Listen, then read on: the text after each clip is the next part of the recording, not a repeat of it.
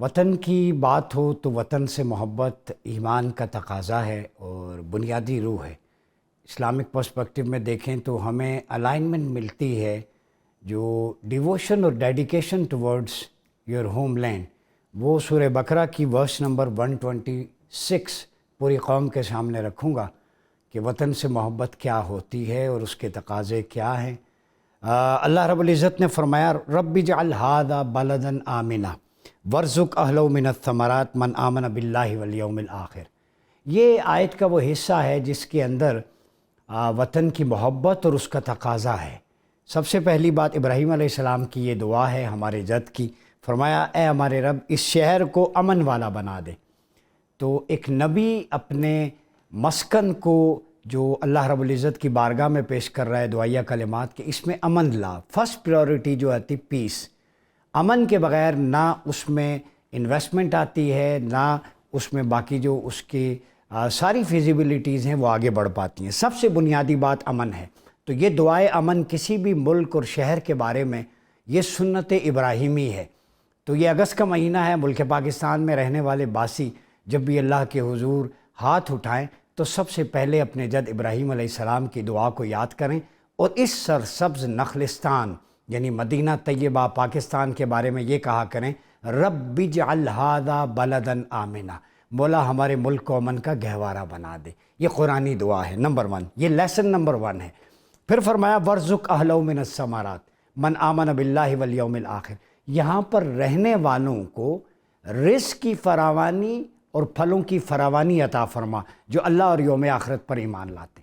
Conditional ہے کہ جو اللہ رب العزت کی کمانڈمنٹس کو فالو کرے، رسول اللہ صلی اللہ علیہ وسلم کی سنت و سیرت کے مطابق عمل کریں، مولا ان کے رزق میں برکتیں عطا فرما۔ تو پاکستانیوں اگر رزق میں برکت چاہیے تو اس کے لیے ضروری ہے کہ ملک کلمہ طیبہ کی بنیاد پہ بنا تھا، اس کے احکام ڈیوائن کمانڈمنٹس اور اس کی حاکمیت اللہ کا دستور ہو اور اس کا دستور کانسٹیٹیوشن آپ صلی اللہ علیہ وسلم کی سنت و سیرت ہو۔ تو اگر پاکستان کو ہم نے ثمرات سے، پھلوں سے، اکانومی اس کی رچ کرنی ہے تو اس کے لیے ضروری ہے کہ ہم ریکنیکٹ کریں اللہ اور اس کے رسول کی بارگاہ کی طرف۔ یہ دوسرا لیسن ہے۔ تیسرا احادیث مبارکہ میں ایک حدیث کوٹ کروں گا، چونکہ آپ صلی اللہ علیہ وسلم نے مکہ اور مدینہ سے محبت کا اظہار فرمایا اور اس کے لیے امام سہیلی نے جو ان کی کتاب ہے الروض الانف باقاعدہ طور پہ ایک چیپٹر باندھا ہے۔ وہ چیپٹر ہے رسول اللہ کی اپنے وطن کے لیے محبت، ٹھیک ہے؟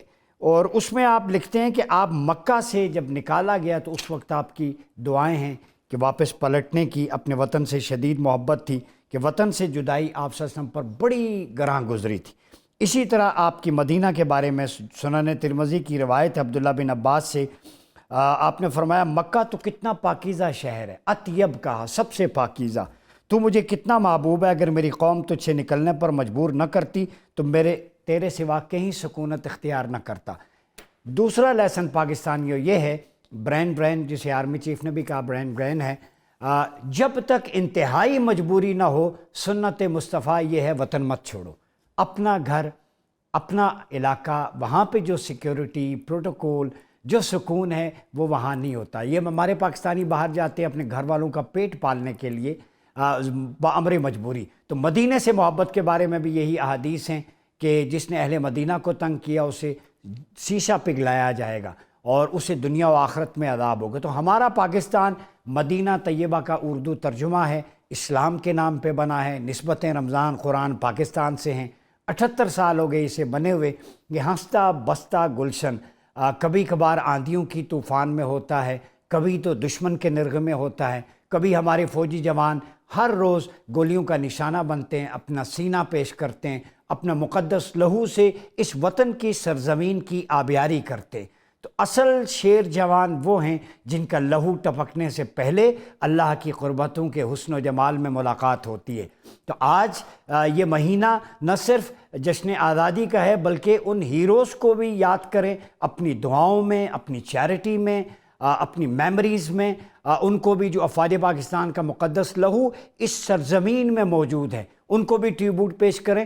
زندہ قومیں کبھی بھی اپنے ہیروز کو فراموش نہیں کرتی، اور وہ ہیروز جو بارڈر پر لڑ رہے ہیں، جو فتنۃ الہندوستان کا مقابلہ کر رہے ہیں، اور ان ہیروز کو بھی دعاؤں میں یاد رکھیں جو انٹرنیشنلی ڈپلومیٹک فرنٹ پہ حافظ سید عاصم منیر فیلڈ مارشل کی قیادت میں پاکستان کا سبز ہلالی پرچم تھامے شرق تا غرب صرف پاکستانیت کی آواز بلند کرتے ہیں۔ تو اس سپہ سالار کو بھی اپنی دعاؤں میں یاد رکھیں جس کے سینے میں قرآن ہے، جو جب بھی جہاں بھی بولتا ہے تو اسلامک نظریے کو، اسلامک کانسٹیٹیوشن کو، اسلامک آئیڈیالوجی کو پروموٹ کرتا ہے۔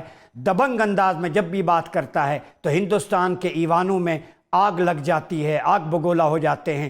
یہ حافظ بھی ہندوستان کو، دلی کو کھٹکتا ہے، سید بھی دلی کو کھٹکتا ہے۔ یہ سید جو آل رسول ہے، جس کے سینے میں قرآن ہے، پاکستان نے ہمیں نیا صلاح الدین ایوبی عطا کیا ہے، ان کو بھی اپنی دعاؤں میں ضرور یاد رکھیں۔